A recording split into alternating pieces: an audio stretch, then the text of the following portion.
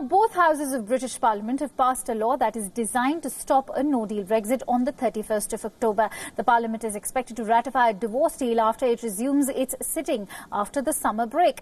If no deal is agreed by 19th of October this year and the lawmaker do not favour a no deal, then the Prime Minister will be legally obliged to ask the European Union for a Brexit delay. If Johnson refuses to negotiate with the EU, then it would almost certainly lead to a legal battle. The only obvious way around this would be to hold a general election, which will again lead to a parliamentary vote. Eventually, the future of Britain's exit will depend on the election result. Now, the default position is that the UK will leave the European Union on 31st of October this year. Even if the Prime Minister requests an extension from the EU, there is no guarantee that the other EU nations would agree to it. Leaving without a withdrawal agreement will force the UK to immediately exit the customs union and single market arrangements which were designed to make trade easier, an outcome that the lawmakers and businessmen have been avoiding. Now, the government's preferred option to prevent a no-deal Brexit is to ratify a withdrawal agreement with the EU before the end of October. But the existing deal negotiated by Theresa May has been rejected in the House of Commons several times, and Boris Johnson has said that the deal is dead. Now, there's also the legal option of cancelling Brexit altogether, but clearly that is not something the current government is contemplating.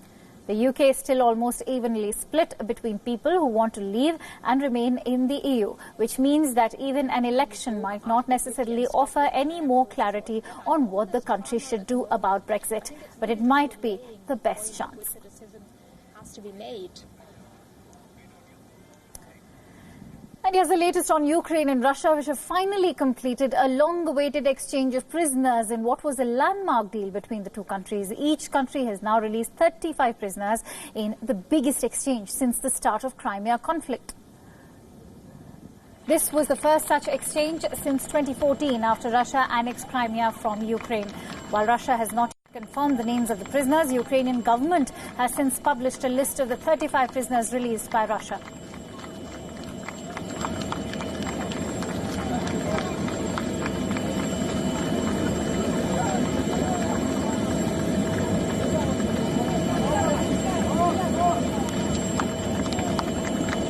The prisoners included the 24 Ukrainian sailors who were detained off Crimea last year. Remember, the naval incident was a major flashpoint in Russia-Ukraine tensions.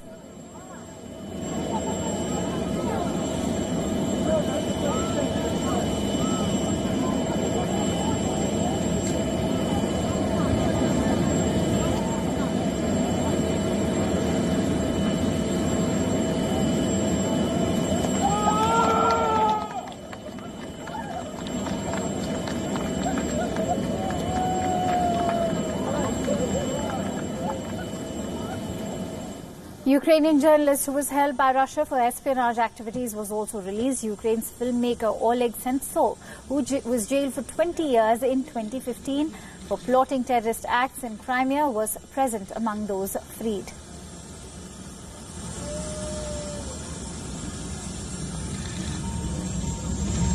Всем добрый день. Сегодня действительно добрый. Всем добрый день.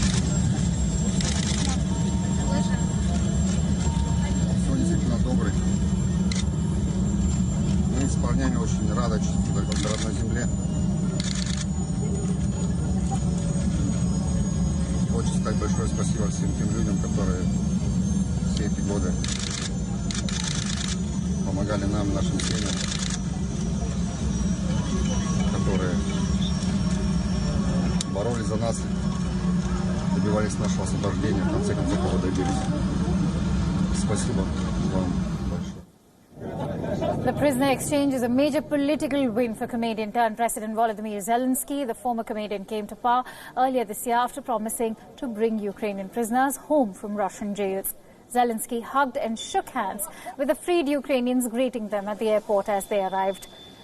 The Ukrainian president said that the swap was part of his deal with Russian President Vladimir Putin.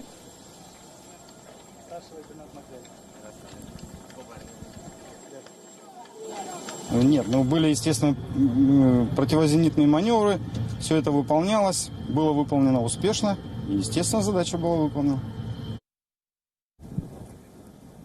President Donald Trump hailed the exchange of the prisoners, congratulating the two countries. Trump said that it was a first giant step to peace.